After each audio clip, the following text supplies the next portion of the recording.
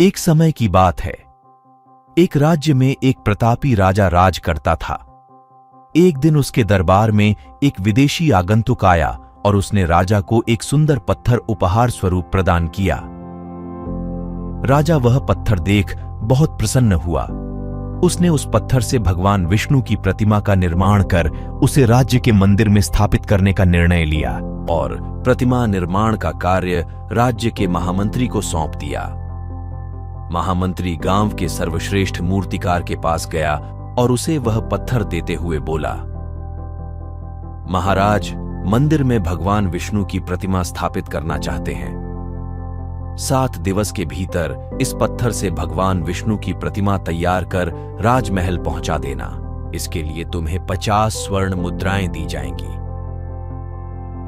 50 स्वर्ण मुद्राओं की बात सुनकर मूर्तिकार खुश हो गया और महामंत्री के जाने के उपरांत प्रतिमा का निर्माण कार्य प्रारंभ करने के उद्देश्य से अपने औजार निकाल लिए। अपने औजारों में से उसने एक हथौड़ा लिया और पत्थर तो ढहने के लिए उस पर हथौड़े से वार करने लगा, किंतु पत्थर जस का तस रहा। मूर्तिकार ने हथौड़े के कई वार पत्थर पर किए, किंतु पत्थर नहीं टूटा। 50 बार प्रयास करने के उपरांत मूर्तिकार ने अंतिम बार प्रयास करने के उद्देश्य से हथौड़ा उठाया, किंतु यह सोचकर हथौड़े पर प्रहार करने के पूर्व ही उसने हाथ खींच लिया कि जब 50 बार वार करने से पत्थर नहीं टूटा तो अब क्या टूटेगा। वह पत्थर लेकर वापस महामंत्री के पास गया और उसे यह कह वापस कर आया कि इस पत्थर को तो ढहना नामुमकिन है, इसलिए इससे भगवान विष्णु की प्रतिमा नहीं बन सकती।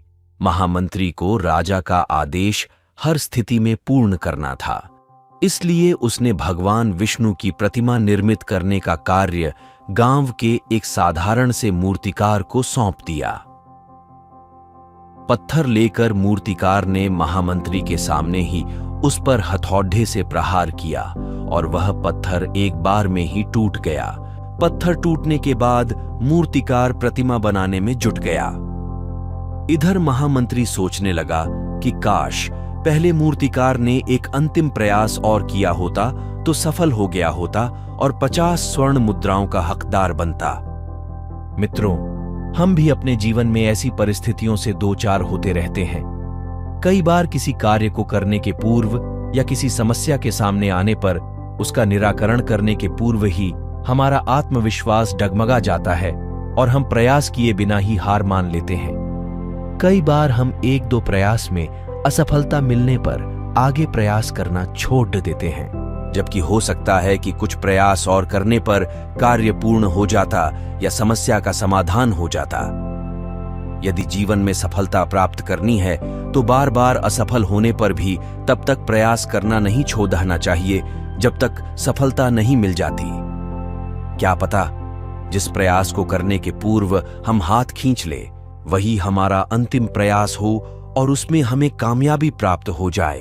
असफलता से हार नहीं माननी चाहिए, बल्कि हर बार नए प्रयासों के साथ पुनः कोशिश करनी चाहिए। जीवन में कई बार हमें अच्छे और बुरे समय से गुजरना पड़ता है, लेकिन असफलता से हारना केवल एक नकारात्मक मानसिकता को पैदा करता है। अगर हम किसी मुश्किल से गुजर रहे हैं या कोई कठिनाई सामने आ रही है तो हमें उससे सीधे मुकाबला करना चाहिए और हार नहीं माननी चाहिए। सफलता के लिए संघर्ष करना और प्रतिस्थापन करना महत्वपूर्ण है। इस कहानी से हमें यह सीखने को मिलता है कि अगर हम अपने लक्ष्य की दिशा में पूर्णता के साथ प्रयासरत हैं तो हम सफल हो सकते हैं। सफलता में कोई सीमा नहीं होती और हमें हमेशा नए और बेहतर प्रयासों के लिए तैयार रहना चाहिए।